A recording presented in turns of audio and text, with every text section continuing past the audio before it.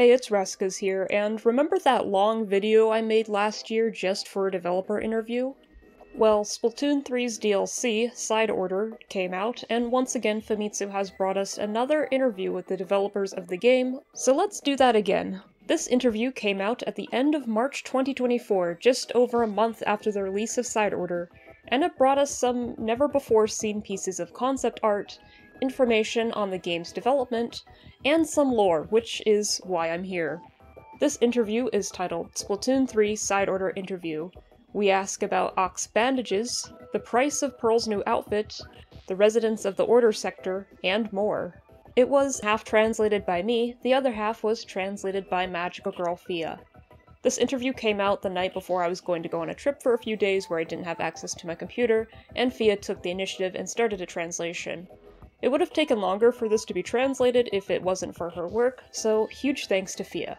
Okay, let's dive right in. Oh, there's two interviews. 3 weeks after the Famitsu interview was released, we got yet another lengthy developer interview about Side Order, this time from Nintendo Dream. This interview was also translated by Magical Girl Fia, with just some checking and revisions from me.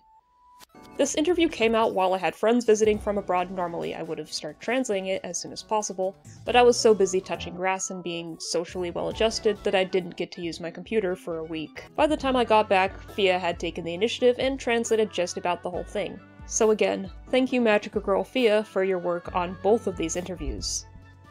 The content of this Nintendo Dream interview has a lot of overlap with the Famitsu interview, but there is some new information.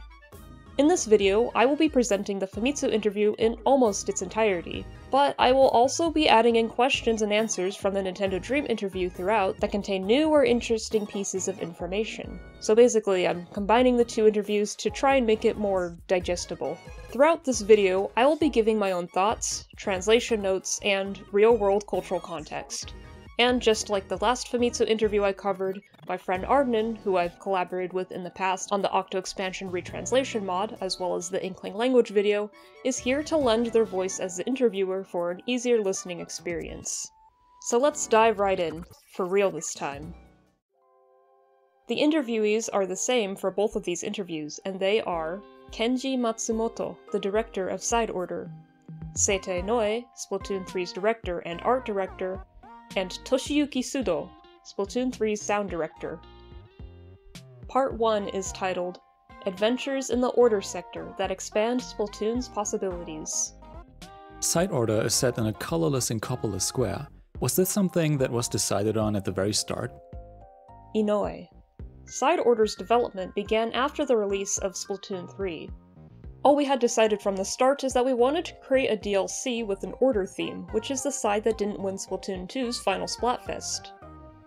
Was the climb up the Spire of Order objective of the game decided on after the production of the DLC started? Matsumoto. Yes, it was something we thought about while planning the general framework for the Side Order project. We decided to formalize it early on though, as the structure of repeated challenges and the setting of a tower were a good match. The Octo Expansion DLC for Splatoon 2 was set in the deep sea and involved a deep dive, so I think the structure of going up to the top floor this time is a perfect counterpart to that. By the way, you can set Inkopolis Square as your hub world after clearing Side Order. Was having 3 towns for Splatoon 3 the plan all along? Inoue. When we were planning the downloadable content, in addition to an Order-themed single-player mode, we also wanted to introduce Inkopolis Plaza and Square to players who started out with Splatoon 3, so we thought about adding towns to the list of connections to the number 3. Side Order seems to be more focused on repeated play than the previous single-player modes. What is the reason for this? Matsumoto. So far, with the story in Splatoon 2, with Octo Expansion, and with the story mode in Splatoon 3, we've made 3 game modes that focus on progressing through stages. In particular, the story mode in Splatoon 3 was the culmination of all our previous single-player games, so we thought Side Order would be a good time to propose a new way to play Splatoon. By creating a game mode that can be played over and over again, we aim to provide a quick challenge when one has spare time or no internet connection, so that players can enjoy a different experience each time. There's a certain amount of randomness in the strengths one gets from the color chips. So was it difficult to balance the difficulty and strength of the weapons? Matsumoto. There's a large variation in performance on the player's side when comparing the state of taking a wide variety of chips versus the state of specializing in particular types of chips. In terms of difficulty, our method is based on that state of taking a wide variety of chips, and we put together stages with elements that are easy to clear when those abilities are present. The kinds of enhancements vary from chip to chip. Are there any criteria that led to what enhancements were chosen? Matsumoto.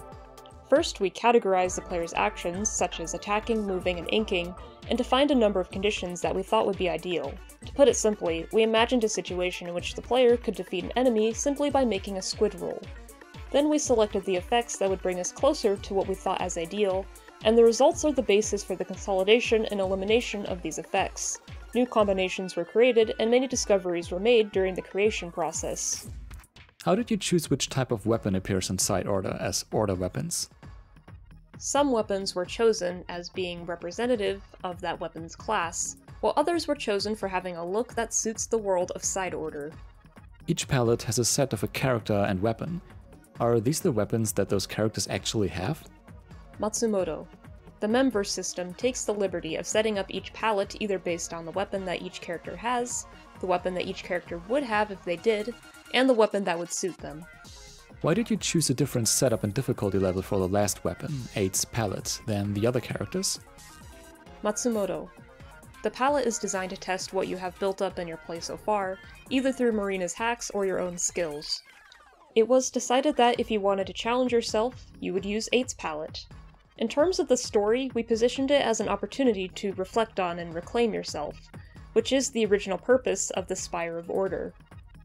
Many players took up challenge runs immediately after launch, and some cleared the game quite quickly. Time attacks are also quite popular. Matsumoto. Frankly speaking, we were surprised by the number of players who were progressing faster than we expected. Not only that, but I'm very happy to see players enjoying themselves in their own way.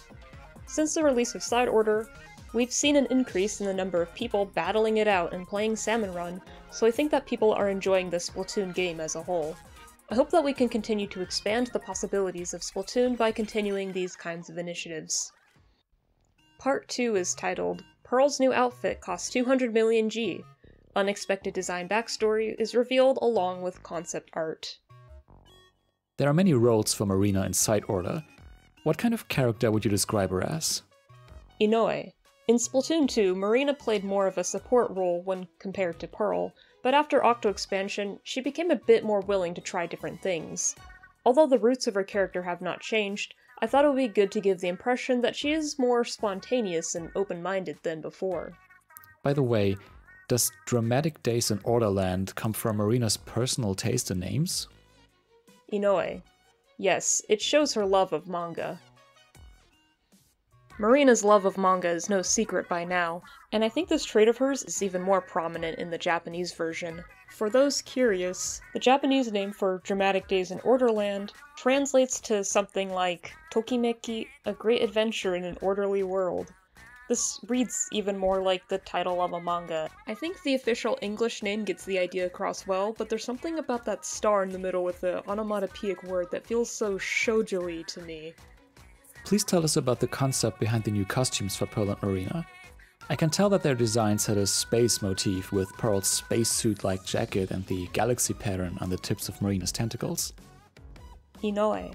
Pearl's clothes are created with the spacesuit material and with the intensity of someone who's become a world-class artist. It is an exclusive piece of haute couture and it costs 200 million G. 200 million G. A world-class artist indeed. What about Marina? Inoue. I thought that Marina would look good in a brightly colored suit, and I tried to give her an engineer-like vibe while keeping a crisp look. The tips of Marina's hair seem to have been inspired by Pearl's enthusiasm to create a cosmic-themed outfit. Now that Off the Hook has finished their world tour, how do you see their future? Pseudo. It seems that Off the Hook is becoming more and more interested in going above and beyond in jam sessions, with just the two of them, and they're wondering things like if they can do something big, and if they have the money and know how to do it. Please also tell us why Acht has a bandage on their left hand. Inoue. They got pulled into the virtual world a little before Agent 8 and tried their best to conquer the Spire, but they got injured because they weren't able to be as agile as they thought they were. I think they might regret slacking off in training school a bit. In the game, it's mentioned that Acht was a delinquent. What did they do to gain such a bad reputation? Inoue. When they were at training school, they often skipped lectures and training and broke dress code, causing the instructors to have a hard time with them. In Octarian society, where diligence is a virtue, people like Acht are rebels. Although they may be called a delinquent, they weren't aggressive or anything like that, just apathetic. However, they were probably feared by those around them because of rumors about them that had no basis in reality. Why does Acht wear red goggles to hide their eyes? Inoue. Their goggles come from the kind that Octoling soldiers wear, but since their face looks too cute without them, they wear goggles to make themselves look cool. By the way, is Deadfish Acht's stage name while they perform as a DJ? Inoue. Yes, it is. I think they came up with it by themselves. They probably think of it as a sort of username. What was the inspiration for the pellets? The feature of playing a sound when the chips are touched has been talked about on social media, but please tell us how the design came about, including the sound trick. Inoue. It's based on a painter's palette and a MIDI pad. The MIDI pad is a device used for live performances and music production. The color chips are designed after the color swatches used for color coordination, and are made to look like a device that can be plugged into something. I think it looks good. I'd like to own one in real life. Pseudo. At first, there were no plans to make the gimmick where the color chips made sounds when touched, but one day during development, I was surprised to find that a programmer had created it. Most of the sounds are fragments of off-the-hook songs. I added not only melodies, but also percussion and other sounds to give variation to the sound and make it fun to collect. Also, if you try tapping the palette in the Overlord or boss fight, you might hear something cool. If you want to be spoiled on what that cool thing is, during the final phase of the Overlord or boss fight when clearing the Spire for the first time, if you check your palette after destroying the 6 portals and collecting all the chips, if you tap the chips in a certain order, you can hear the chorus to Ebb and Flow.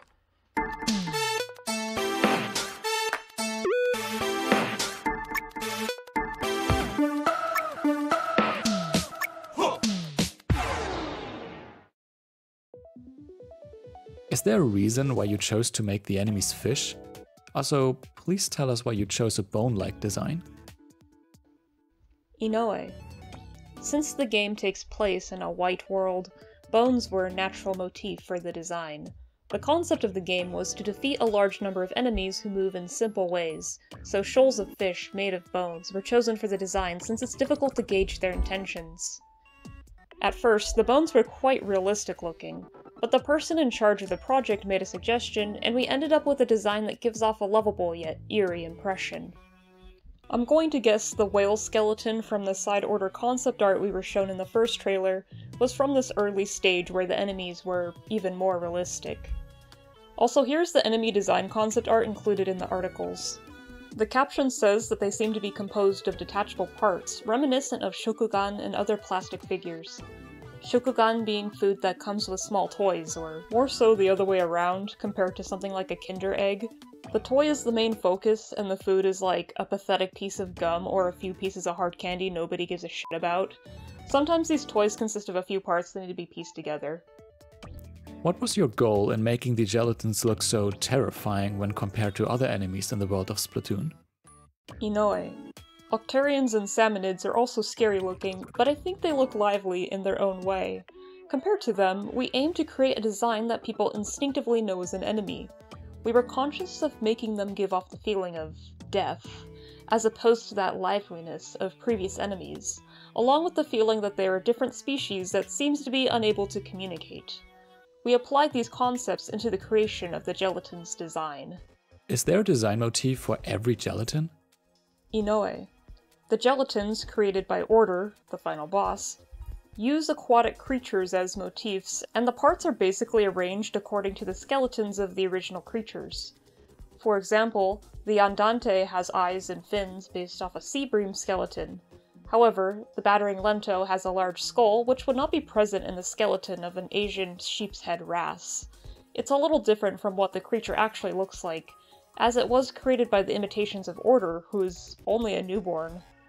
For the Marching Andante, here's what a Sebring skeleton looks like in comparison. As for the Battering Lento, here's what a living Asian sheep's head wrasse looks like.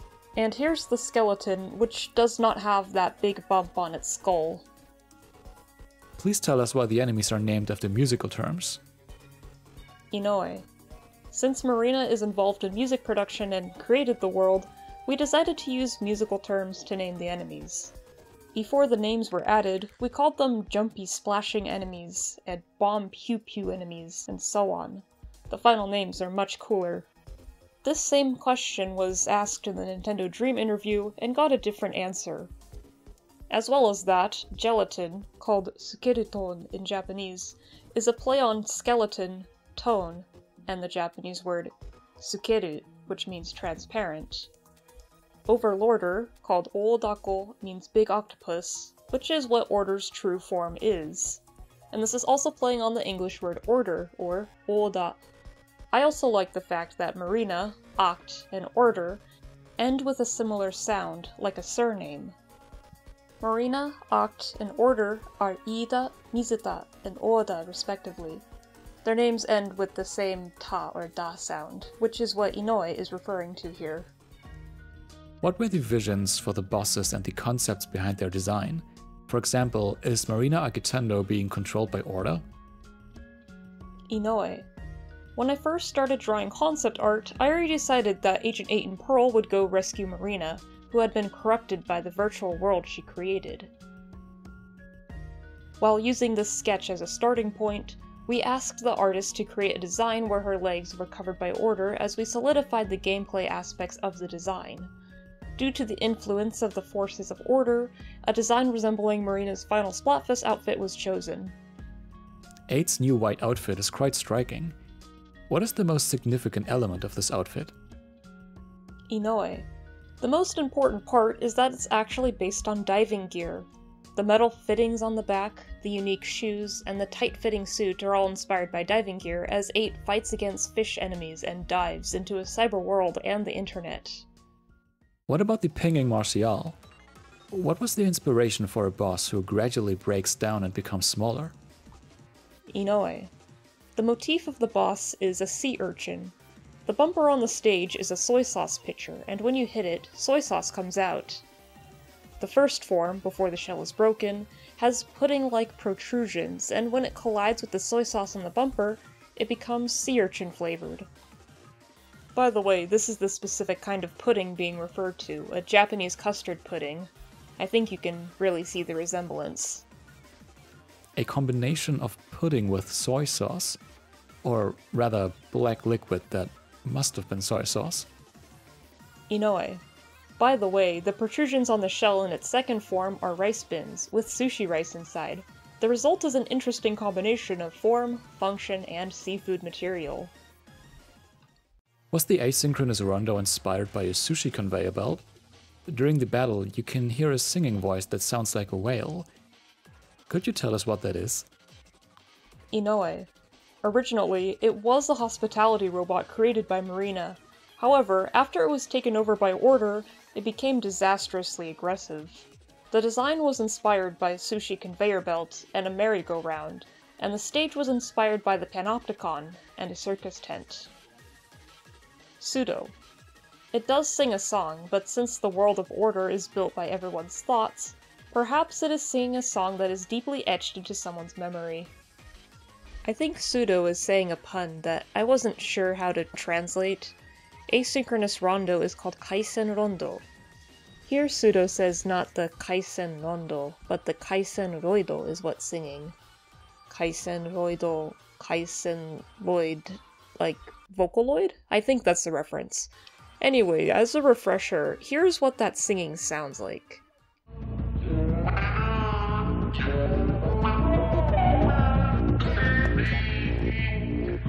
There may be a lot of Splatoon fans aware of this already, but the singing comes from part of the Off the Hook song, Ebb and Flow, but chopped up and distorted. Here's what it sounds like pieced together.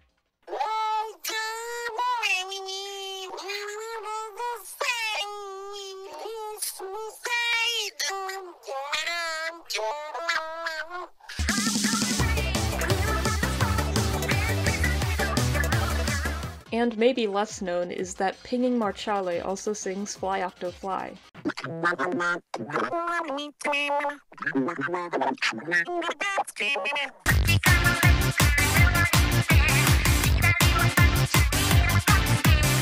Going back to what Inoue mentioned, I saw a lot of people notice the Panopticon inspiration in the stage design. The Panopticon is a design for a circular prison with a watchtower in the center. While the prisoners cannot all be watched at the same time, the prisoners don't know whether or not they're being watched. Thus, the idea is that they have to be on their best behavior at all times. I think this motif was chosen for being symbolic of order at a terrible extreme. For the design of the asynchronous rondo itself, here's the concept art shown in the article. The conveyor belts are the specific type used for conveyor belt sushi.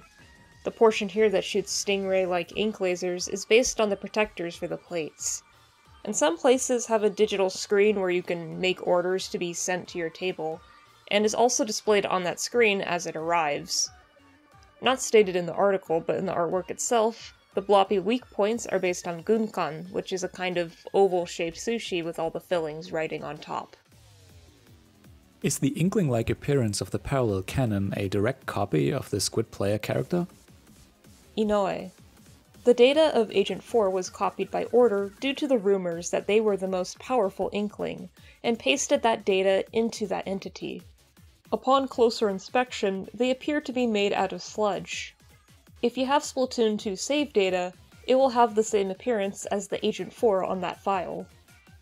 By the way, don't take this part as Agent 4 being objectively the most powerful Inkling ever or anything. Keyword rumors. Also consider the limited scope of the Memverse. It's only a copy of Inkopolis Square. And that Agent 4 was assigned head of Memverse security, so it would be in their data that Order has access to that they are someone powerful in this virtual world. This isn't me being a hater or calling Agent 4 weak, this is me saying that anyone actually being the strongest Inkling ever in the Splatoon world is absurd, and yet I have seen people read it in that way. Each parallel canon has its own unique pose, but do they have any kind of individuality or ego? Inoue. I believe they have some sort of individuality and ego. There are two types of parallel canon, the masked type, which is a copy of Agent 4, and the Helma type, which is a copy of that copy. Just as the repeated copying of a printed material can change it from the original, each of these may have been copied repeatedly, resulting in the creation of their own individuality. The form of parallel canon changes so as to have the same color chip enhancements based on the state of 8's palette. An example of this individuality of the parallel canons can be seen in their introductory cutscene, where one doesn't quite get the memo and is dragged into the ink by one of the other parallel canons. Part 3. A City of Order created from an aggregation of memories. Why did you choose to set the game in a virtual reality called the Memverse? Inoue. We chose a world where it would be easy to express the point that the gameplay itself has a very different structure from previous entries, the theme of order, and to show the active role off-the-hook plays. In the world of Splatoon, virtual reality technology is developing every day, just like in real life, but with Marina's technical skills and intense focus, she's developing and pushing the technology even further. However, she's so absorbed in its development that she forgets about the impact that it might have on the people around her. We know the Memverse is a virtual world that Marina created by copying Inkopolis Square, but there are square objects, spiral-like bars, and snow-like shapes that appear in the sky or fall out of nowhere. What are they? Inoue. Each element of the program that makes up the virtual world is represented as a plankton-like shape. The objects that appear in the City of Order and the foyer are those plankton reacting to sound and emitting light. The staff members who had proposed and handled the project created art installations when they were students, making an authentic final product. On the topic of the foyer, there's something else that randomly appears there that isn't mentioned in these interviews. Jellyfish. Randomly appearing in the foyer and the floors of the spire are immature jellyfish. Jellyfish have a strange life cycle. Eggs develop into larvae called planulae. The planulae attach onto a sturdy surface and become polyps. The polyps reproduce asexually and bud off into several free-swimming larvae called ephyrae, which eventually develop into the adult Medusa form that we all know. There are various backgrounds for the stage, including factory-like spaces, as well as areas used in the Octo expansion testing facilities. But are the objects in the background, like the pancakes and picture book, based on Marina's childhood memories? Inoue. Yes, in the background of the floors you can see cubes holding various memorabilia, which were extracted from the memories of Marina and other Octarians. The Spire of Order serves as a factory where memory cubes are produced, grayscaled, and eventually incinerated. The snow-like substance that is falling onto the Order sector is incinerated ash from the tower. It looks beautiful, but in actuality it's quite scary. I thought it looked like snow, but it was really ash. Were the enemies in the Memverse created by Marina? Inoue. The enemies were originally created by Marina, and their behavior has not really changed since then. However, they were not as aggressive as they are now, and looked different before Order took over the system. Did Overlorder and Smollusk originate from Marina's subconscious mind? Matsumoto. The memcakes taken into the Memverse, the thoughts of the Octoling engineers involved in its development, and Marina's subconscious as a catalyst led to the creation of Order. Although it's a newly born entity, it's unbalanced, stuffed with the belief that it must create a world of order, and a vast amount of borrowed knowledge. Eventually, Order applied the method it used to generate gelatins to form a body and became Overlorder. But the battle at the top floor of the Spire of Order blew away most of the goals and knowledge that were imposed on it, and it became Smollusk. There's a poster in Splatoon 2 that seems to show the final boss. Was this intentional foreshadowing? Inoue. We started working on Side Order after the release of Splatoon 3, and we weren't planning anything during the time of Splatoon 2, so it was just a coincidence. The giant octopus trope appears in many myths and disaster films, so I think it's very appealing as a final boss, and I'm glad that we were able to depict it well. The goal of the final boss was to create a world without color. How does having order relate to a colorless world? Inoue. Although the colorful chaos of Splatsville is fun, I think some would get tired of it after a while. Order is an entity made up of the desires of those kinds of people who wish for the opposite of color and chaos. A world of uniform, monochromatic order. Why did you choose to have Pearl appear as a drone? Matsumoto. We wanted something to support the player in various aspects of the game, and we wanted the player to be able to glide, so we made it so that the player would be accompanied by something like a drone. We already knew that Pearl would appear in the story, so making her a drone worked well. In the end, the Pearl drone took care of most of the crazy functions that the player wouldn't be able to do on their own. Why is it that the Pearl drone is in charge of guiding 8 through the story rather than Marina or Acht? Inoue. 8, Marina, and Acht are rather quiet, so Pearl seems to be the one who always takes the lead. How did you come up with the exclusive Pearl plush headgear? Inoue. Many players were wearing the teddy band, which you can get in story mode, with the school uniforms to make an outfit like you'd see at a theme park. I took a hint from that and made the Pearl drone into a stuffed toy based on the plush headbands that are common in theme parks. Here's an example in real life of the kind of headband mentioned. As for the school uniforms part, there is a trend in Japan for groups of friends to wear matching school uniforms to theme parks, because it's cute. Not just high schoolers, but young adult women who have already graduated high school do it too. I assume that Pearl is able to become a drone and back at will after Marina reverts her back into her original form, but what is Pearl's own reason for choosing to be a drone? Inoue. She likes high places and being able to fly around freely. That's a very Pearl-like reason. I was surprised by the new songs by Deadfish and Off the Hook. What was the reason you chose Acht to be one of the guides for the story? Inoue. As a guide to the virtual world, we thought about using something like Sea Cucumber from Octo Expansion, or an artificial intelligence like the one in Alterna, but I thought doing something like that would be a bit bland, so we decided to use Acht. Here is concept art for Acht shown in the article. Inoue says that he wanted to design a character who looked intimidating, but actually had an adorable face. What are the organisms who live in the City of Order? Inoue. They are the nodes of the program that make up the virtual world and are represented as living creatures, or plankton. There are many strange-looking individuals, such as jellyfish wrapped in a pair of trunks. What can you tell us about their designs? Inoue. Unlike the Inklings who actively choose to wear clothes with style, the inhabitants of this world of order are made to wear clothes.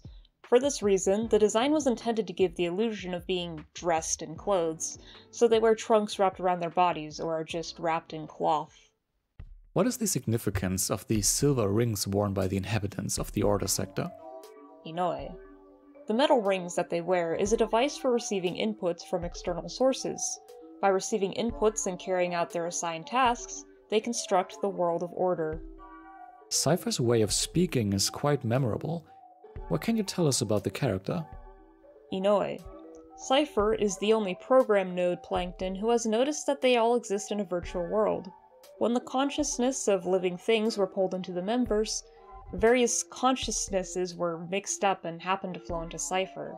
Because the thoughts of creatures from different regions were mixed, it speaks in an inconsistent and accented manner. It's knowledgeable, but it's like a baby born alongside the members, so it's curious about everything. Why is Cypher collecting pearls? Inoue. The pearls contain data about the world of order and are used for hacking by Marina. Cypher's goal is to learn the truth about the world of order, or the virtual world, and is doing that by collecting pearls. Is the school where Marina and Acht were trained only for Octoling soldiers, or are the other Octarians training in a different part of the school? Inoue. The training school where Marina and Acht were taught is a school that specializes in training elite Octoling soldiers. Each type of Octarian learns at its own school, and the Octotroopers who do not metamorphose into a humanoid form attend a different school. The school they go to depends on ability and aptitude, not the individual's own wishes. I wish there was more, but I appreciate these bits of lore about Octarian society that we got in Side Order in regards to their education system. But I want to talk about something that I've brought up in my videos a few times before, which is Octarian reproduction and development. In the past, I've been persistent with the idea that no, Octotroopers, which are made from cut tentacles, do not develop into Octolings. The evidence I have for this, aside from it making more sense biologically, is that there's a few places where it's said the Octotroopers are considered a separate thing from the Octolings, differentiated by having a humanoid form. And even here in this Famitsu interview, the interviewer understands this answer as Octotroopers being unable to take on a humanoid form. On the flip side, however, there is this page in Haikata Walker showing concept art of an Octotrooper becoming an Octoling. I'm personally hesitant to accept this as canon with the amount of scrapped concepts in this section, as well as the dismissive tone the description is written in. But then there's this manga in Splatoon 3's 5th Sunken Scroll, which could be seen as depicting that middle stage between a cut tentacle Octarian and an Octoling, but we can't say for sure. It looks like a fictional manga in universe.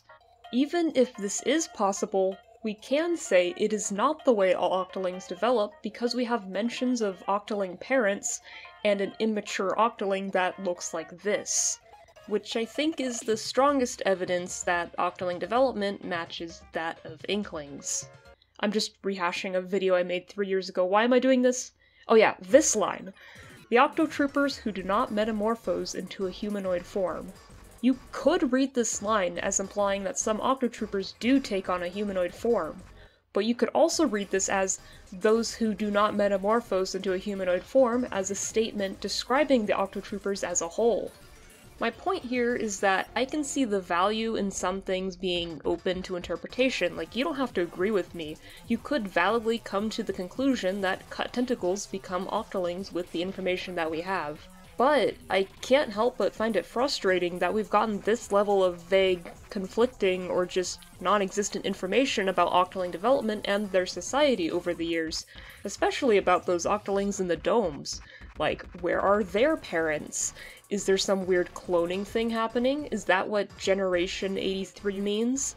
Is my understanding wrong and cut tentacles really can become Octolings after all, and that's just how it is in the domes? Splatoon team, please, show us more like this and this. Nice to see some scraps of Marina's childhood memories, and for us to be able to draw some conclusions from it, but can we see her baby pictures or something to confirm whether or not Octolings in the domes come from cut tentacle Octotroopers? I don't know, it feels like the Splatoon team is withholding this information because they themselves don't even know. Okay, I'm done. Back to the interview. What happened to Acht after Side Order, and what are they doing now? Can we see them anywhere? Inoue.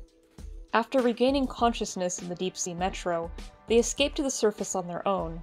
After that, with the help of Off the Hook and Agent 8, they've been enjoying DJing and creating music on the surface, mainly in the Inkopolis area.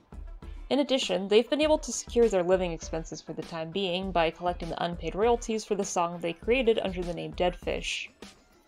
They're more of an indoorsy person, so they don't go out in public much, but it seems that they were somehow registered to play Table Turf Battle. If you'd like to play a match against them, they'd be happy to oblige. There are many changes to Inkopolis Square, such as the construction being completed and a new cafe opening in the plaza. Are there any specific details you'd like to point out to the players? Inoue. It's only been 4 years since the final Splatfest, so not much has changed, but the skateboarding area has become popular and is being renovated, and the area previously under construction has been completed, with the recreation area and train station entrance. The city is frequented mainly by young people, but it's also become a bit more relaxed. During Splatoon 2, Pearl ate snacks during live broadcasts, but at this point she's gotten so used to being on air that she started eating hamburgers and fries with impunity. It might be better if there was someone to remind her when she's being recorded. Isopadre is on the surface now as well.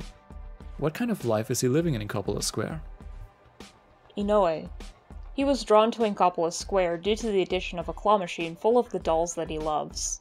Even though he is on the surface, he still lives modestly and probably stays in that cafe from opening to closing. Although the cafe is relatively empty, he might get in trouble for that. What was the state of the residents of Inkopolis Square during the period of time until the problem was resolved? Inoue. I think the residents who are the type that work hard were troubled because of the persistent, vaguely absent-minded feeling that came over them. But there's many residents who live lenient lives anyways, so it seemed to be functioning as a town in a sense. On a side note, is the rug beneath the vending machine in the Spire of Order supposed to hint at the presence of a familiar sea urchin, or am I overthinking things? Matsumoto. The Spire of Order is the accumulation of the memories from various people. I believe that the vending machine corner is the result of a combination of thoughts about a space for shopping inside the tower and the image of a back alley. Part 4. Memory is an essential keyword in terms of sound design as well. What is the overall concept or theme for the game's sound? Pseudo. The landscape of the Memverse is a projection of the memories of those that were sanitized, and in the concept stage, the lower floors were inspired by the inorganic but peaceful facilities where Marina and her friends spent their early childhoods. The main theme is a mixture of tenderness, sadness, and the voices of people close to us, which evokes those warm and nostalgic memories that we have lost. The concept was that the songs in the lower floors as a whole were those that evoked the feeling of someone's nostalgic memories, but as one moves towards the upper floors, the arrangement has a kind of distortion to it, as if it had been shredded and roughly subjected to too much order. Incidentally, the music is played by the memory fish swimming around the stage. They're called Free Association. Regarding Free Association, when this interview was released, I and a few others I know were wondering if by memory fish, if pseudo meant just these fish, like on the album cover, or these fish. This same question about the concept behind the game's sound was asked in the Nintendo Dream interview, and there it was said Free Association consisted of schools of fish, so it's probably just these fish. Did the adoption of musical terms in the Gelatons' names influence the music inside Order? Pseudo. The use of musical elements shows the fact that Marina is the creator, but we weren't conscious of a direct relationship between the names and the music. It would be better to think of the names as using musical terms that match the characteristics of the enemies. When you collect the discs, the intro to Inkopolis News is played. What's the idea behind that? Pseudo. The sound played when the discs are collected comes from the Pearl Drone's speakers. I think that the intro of Inkopolis News, which she'd been doing together with Pearl for a long time, reflects Marina's wish to stay together with Pearl as always. For Marina's nostalgic feelings to help out and stop the enemy's movements is so touching. Now, please tell us about each of the songs with vocals. Is the song for the Marina Agitando fight a solo song? Pseudo. It's called Monologue, or Unconscience in English, and in the name that is correct, it is Marina's first solo song. However, I don't think the rescued Marina remembers writing or singing this song. She might blush when Pearl tells her about it later. I hope she'll sing it live someday. The song for the Smolensk battle gave me a Chinese sort of impression. Pseudo. Is it the rematch song, Short Order? I did not intend to make it particularly ethnic, but the scale of the melody may indeed have such a mood. I wanted to bring Pearl's cuteness to the forefront in this song to balance out Marina's toughness and unconscience, and to create a lighthearted, no-nonsense song that gives off a different feel from the first time fighting Smolensk.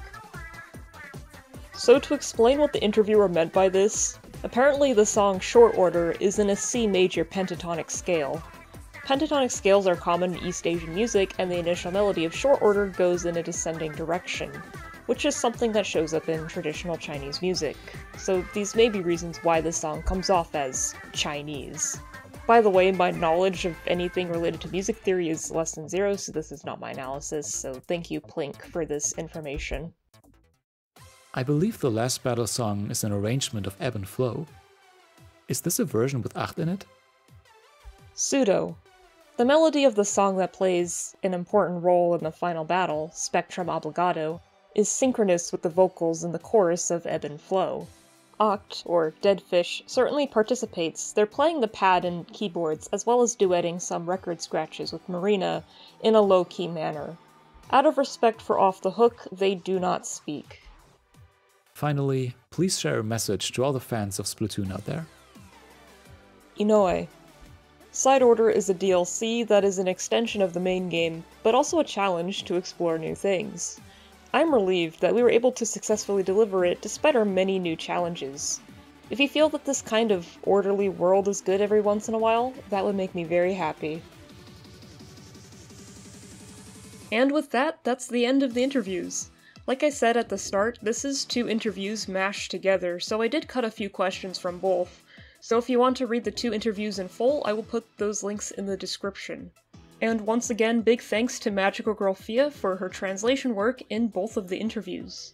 And again, thanks to Ardanen for reading the interview questions. Personal anecdote, recently me and Ardanen also collaborated on touching grass together in person for the first time. Remember how I mentioned at the beginning of this video about how I was too busy having friends visiting to work on the translations in a timely manner? Yeah, that was why. And finally, thank you to my Patreon patrons for your continued support. I very much appreciate it, especially considering how infrequent my uploads have been. If you join my Patreon, you can be the first to see my videos. You get your name at the end, like so. And you can get access to my Discord server where we discuss Splatoon lore in depth. And big shout out to Lime Pretzel, Kazimir Zykov, Monokrakar, Psyche Eclipse, Saga Evan, Squid Hominid, Tin the Can Man, and Unicorn Squad Madre for being my top patrons. I don't know why I didn't think of doing Patreon shoutouts before, but I guess I will start doing that now. Okay, that's all. Thanks for watching, bye!